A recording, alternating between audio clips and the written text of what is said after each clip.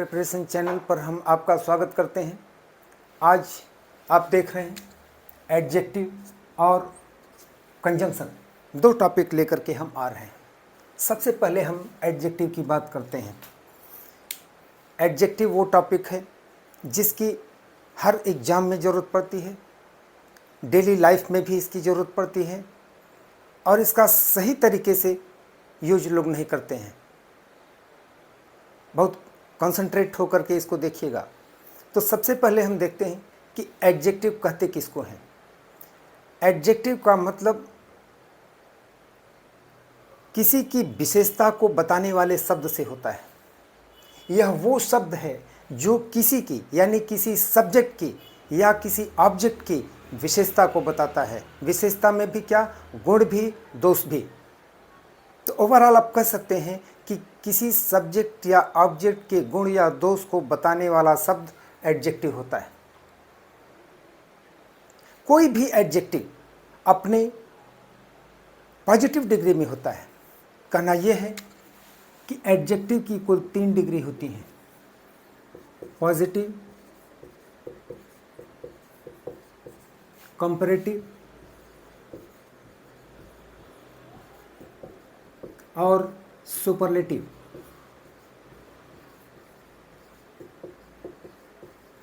ये 3 डिग्री हैं। कोई भी एडजेक्टिव अपने पॉजिटिव डिग्री में ही होता है। जैसे देखिए, गुड, टॉल,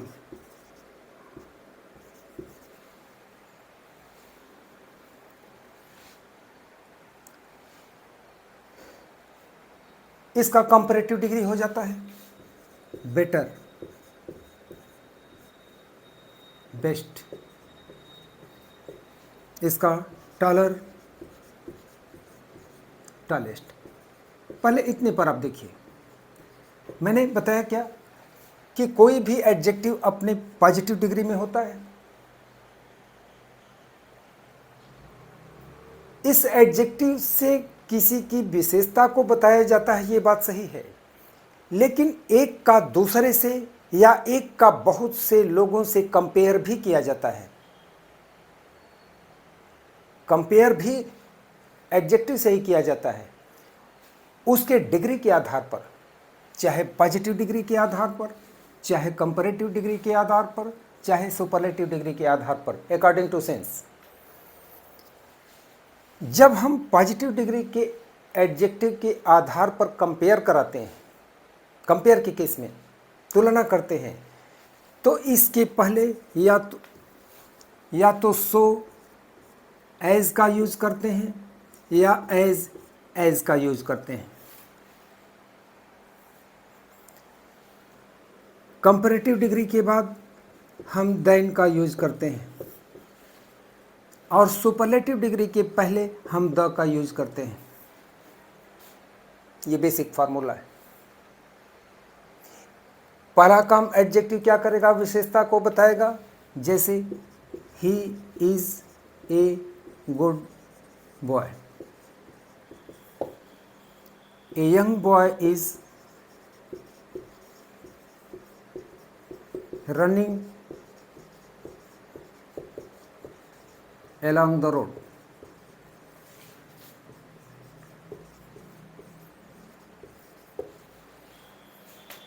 एडजेक्टिव का लिखना देखिए, जिसकी विशेषता को बताएगा उसके ठीक पहले लिखा जाएगा।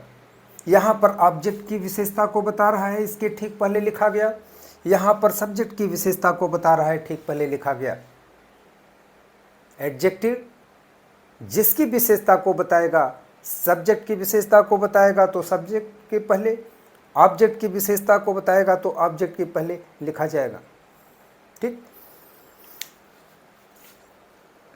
अब हमने आपसे बात की थी कि तीनों डिग्री के आधार पर हम कंपेयर भी करते हैं,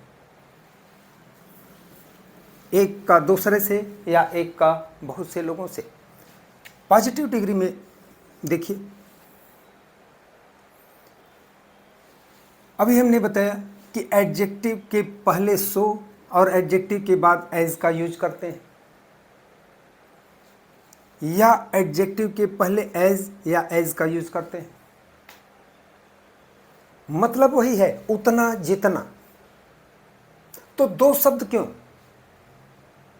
वो इसलिए कि अगर सेंटेंस नेगेटिव है तो हम सो एज का यूज करते हैं, अगर सेंटेंस अफर्मेटिव है तो हम एज का यूज करते हैं। जैसे Ram is as good as Shyam. Affirmative sentence है, देख रहे हैं, एज का यूज हुआ। अगर नेगेटिव होता तो सो एज का यूज करते। Mohan is not so good as Sohan. इस तरीके से इसका यूज होता है।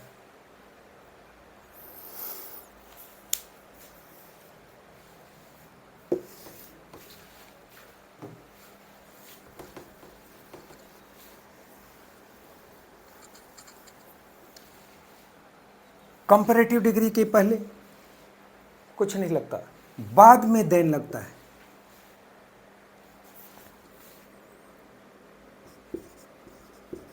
राम इज बेटर देन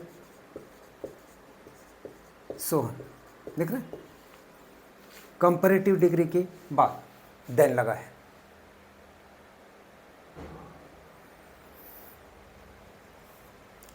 इसमें एक बहुत ही टेक्निकल पॉइंट देखिएगा।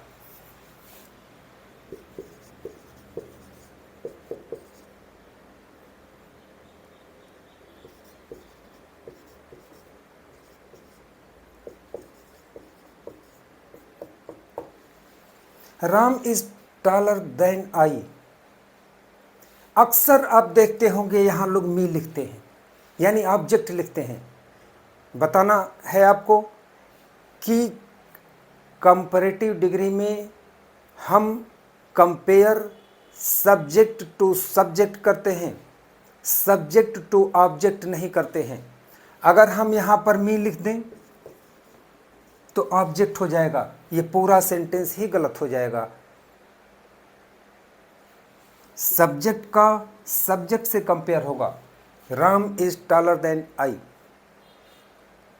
Ram is taller than he, him नहीं होगा।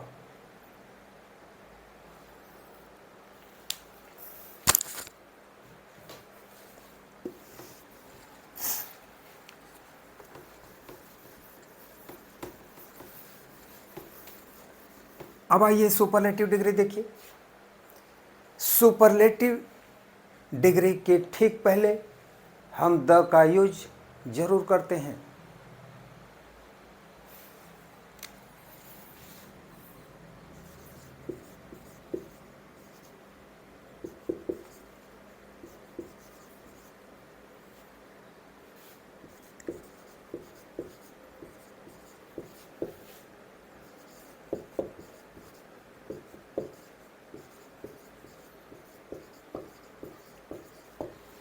Meera is the tallest girl in her class. देखिए, सुपरलेटिव डिग्री के पहले द लगा है। अब इसका अगला स्टेप,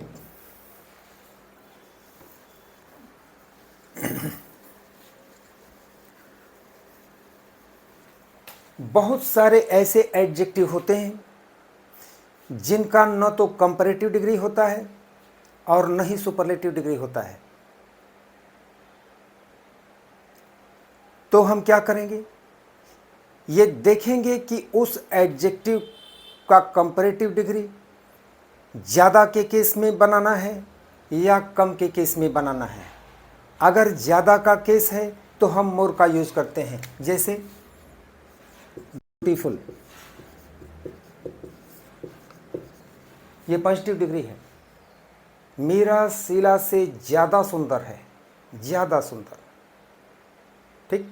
तो इसका कंपैरेटिव तो होता ही नहीं। अब ज़्यादा का केस है तो मेन एडजेक्टिव के पहले आप मोर का यूज करेंगे। More beautiful. और सबसे ज्यादा का है तो इसके ठीक पहले आप लगाएंगे द। लेकिन मोस्ट यहां हो जाएगा मोस्ट ब्यूटीफुल। देख रहे, सबसे ज्यादा के केस में मोस्ट ब्यूटीफुल। नियम वही है, इसके बाद देन और इसके पहले द का यूज करेंगे। लेकिन कोई जरूरी नहीं है कि हर चीज ज्यादा ही हो, कम भी होता है। अगर कम के केस में है तो कंपैरेटिव डिग्री में आप लगाएंगे लेस ब्यूटीफुल, और सबसे कम का केस है तो लिस्ट ब्यूटीफुल।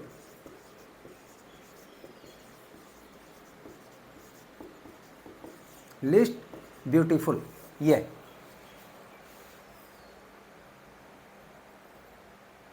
इन टेक्निकल चीजों को आपको ध्यान में रखना है।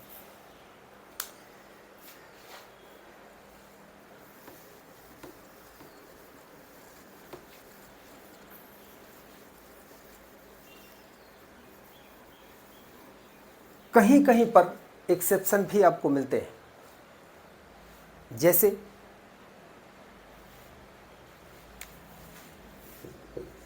The more you get the more you want। देख रहे, the more you get the more you want comparative degree का है, यहां भी कंपैरेटिव डिग्री का है लेकिन द लगा। कॉन्सेप्ट क्या होता है, जितना ज्यादा तुम पाते हो उससे ज़्यादा की उम्मीद करते हो, उससे ज़्यादा चाहते हो। जितना ज़्यादा पाते हो उससे ज़्यादा चाहते हो। ठीक है,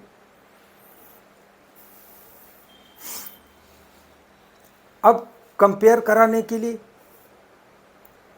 एक और भी होता है द का यूज।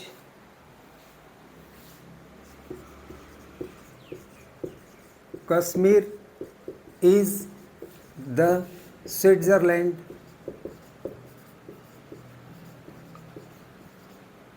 Of India. यहां पर तो एडजेक्टिव है ही नहीं, लेकिन कंपेयर कराया जा रहा है। कश्मीर का स्विट्जरलैंड से आप कंपेयर करा दिए, बट विदाउट एडजेक्टिव।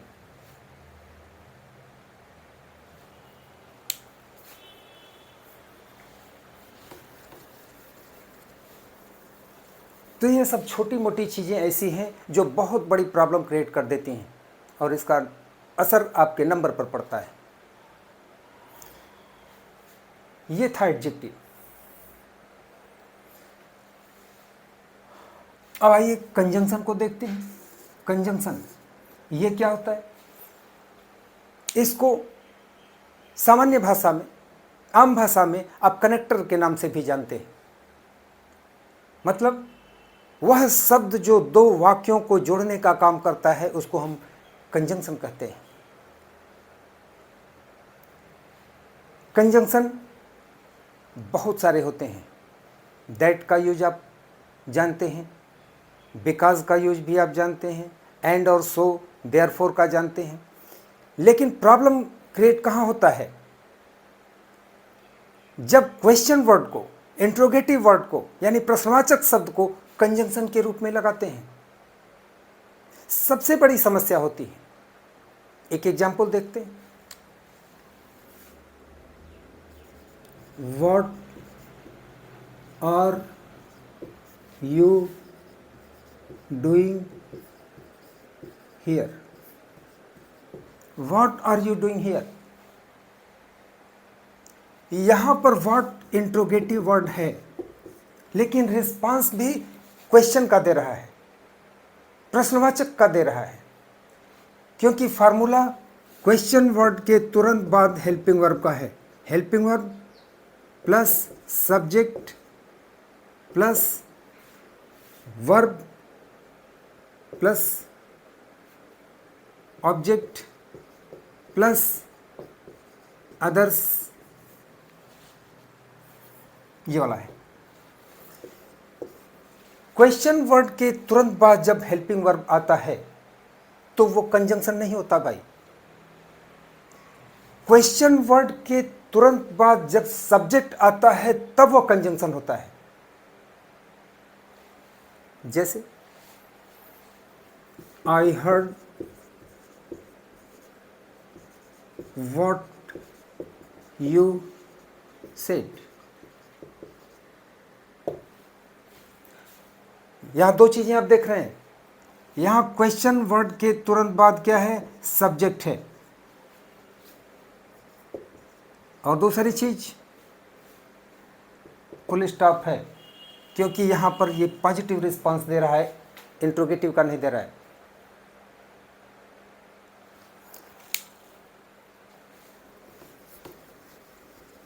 जितने भी इंट्रोगेटिव वर्ड्स होते हैं, जितने भी इंट्रोगेटिव वर्ड्स हैं, सब कंजंक्शन का काम करते हैं,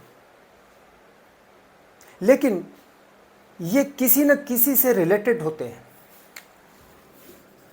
When is related to time.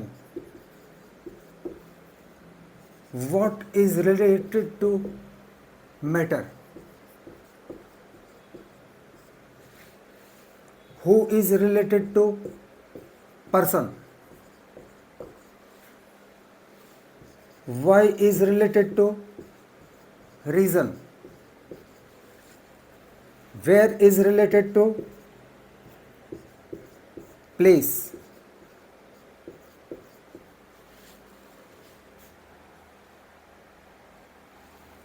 जितने भी होंगे आपको यही मिलेंगे। लेकिन जब किसी भी प्रश्नवाचक शब्द का यूज आप कंजंक्शन के रूप में करेंगे तो उसका हिंदी वर्जन में रिस्पांस 2 क से आएगा, 2 बार का। अभी इतने को देख लेते हैं।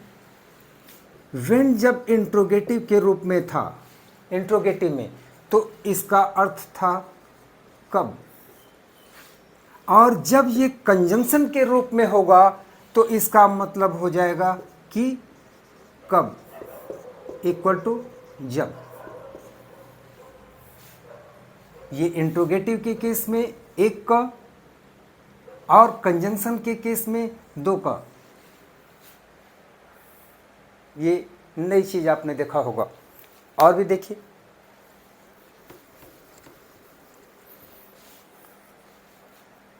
व्हाट जब इंट्रोगेटिव के केस में होता है तो इसका मतलब क्या होता है, क्या 1 का, ये इंट्रोगेटिव के केस में है।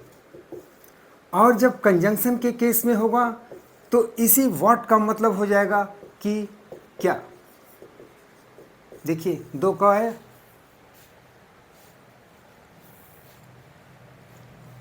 हु इंट्रोगेटिव के रूप में है तो हो जाएगा कौन, कंजंक्शन के रूप में हो जाएगा तो कि कौन।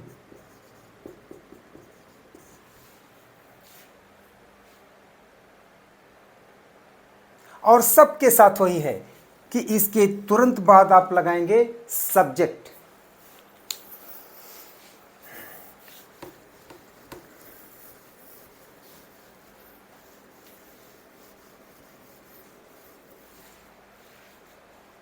इसका यूज कैसे होता है,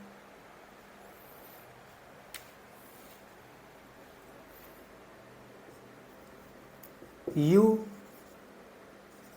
सेड समथिंग।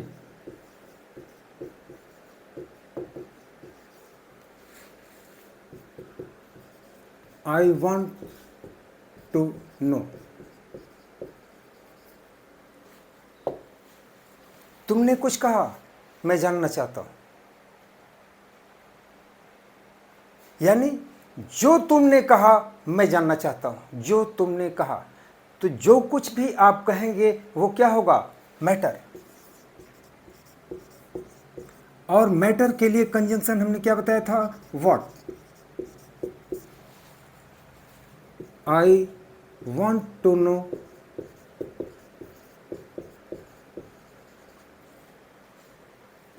ये समथिंग, जो कुछ भी आपने कहा, जो कुछ आपने कहा वो क्या था? मैटर। मैटर के लिए क्या होगा? व्हाट। अब ये कंजंक्शन हो जाएगा, यू सेड।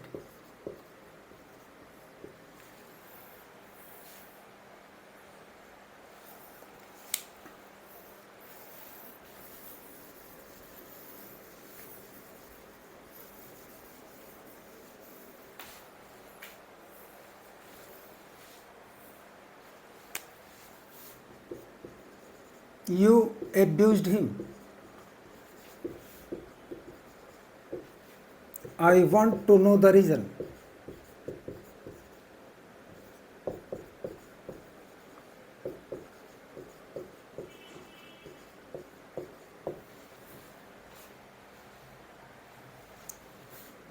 रीजन के लिए क्या होता है? वाई। अब आपका क्या बना sentence? I want to know why you abused him.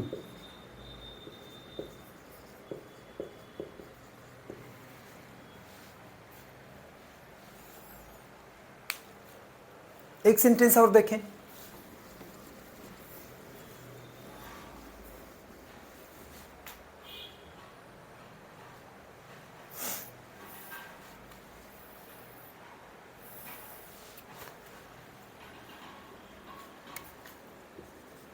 Will he come?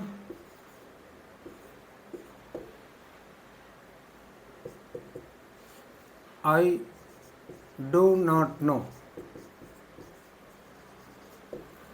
इस तरह का भी सेंटेंस आपको मिल सकता है। Will he come? I do not know. अब इसमें कौन सा कंजंक्शन लगाएंगे?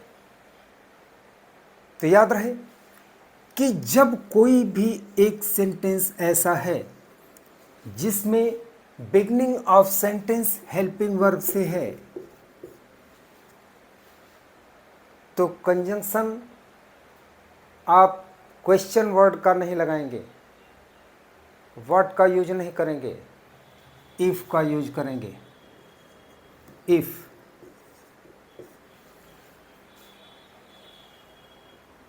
आई डू नॉट नो, इफ। अब जब ये कंजंक्शन हो गया तो इसके बाद फिर वही फार्मूला, सब्जेक्ट आपको चाहिए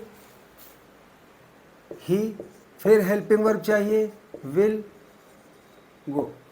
आई do not know if he will go, sorry, if he will come. ठीक है।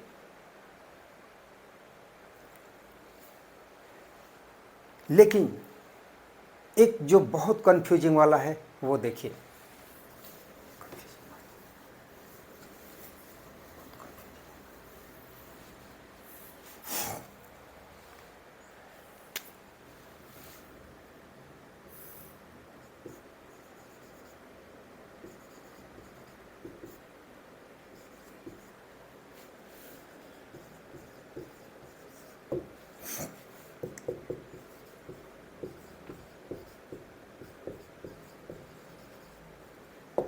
You may be wrong, I do not no. ठीक है। इसमें कौन सा कंजंक्शन लगाइएगा? इसके लिए आपको ये देखना होगा मे बी। मे बी का अर्थ जानना होगा। जनरल सा अर्थ लोग यही जानते हैं, मे बी का मतलब हो सकता है।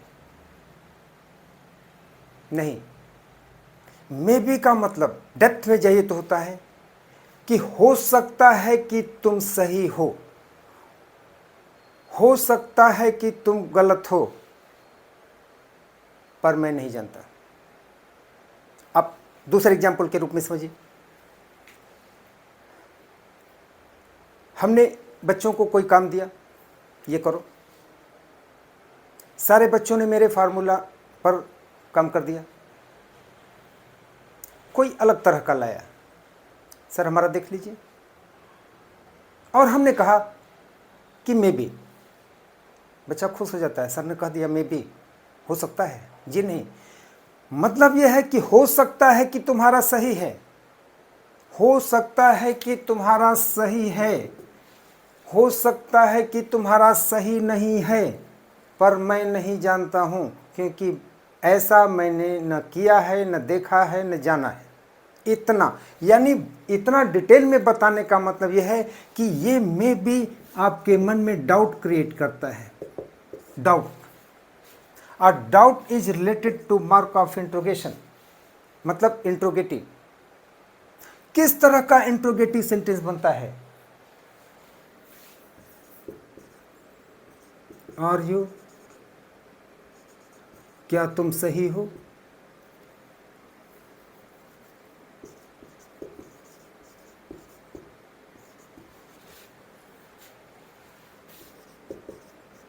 आर यू नॉट राइट, क्या तुम सही नहीं हो?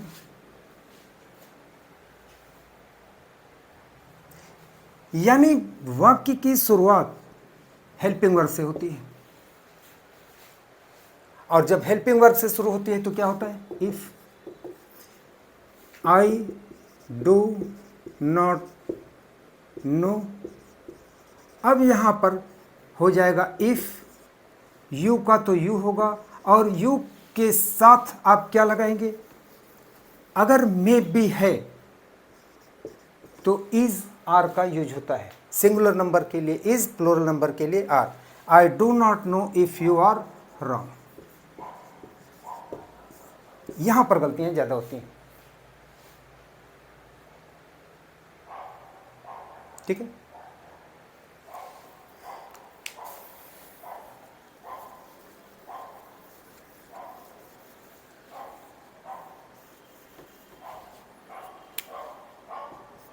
यू मे बी इनोसेंट,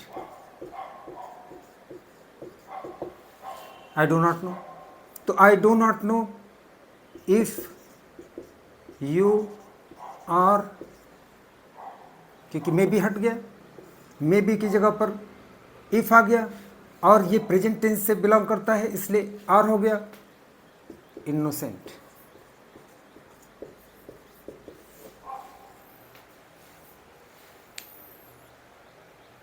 इस तरह से आज आपका कंजंक्शन और एडजेक्टिव खत्म होता है। फिर हम नेक्स्ट वीडियो में आपसे मिलते हैं, और thank you for your kind cooperation. See you again.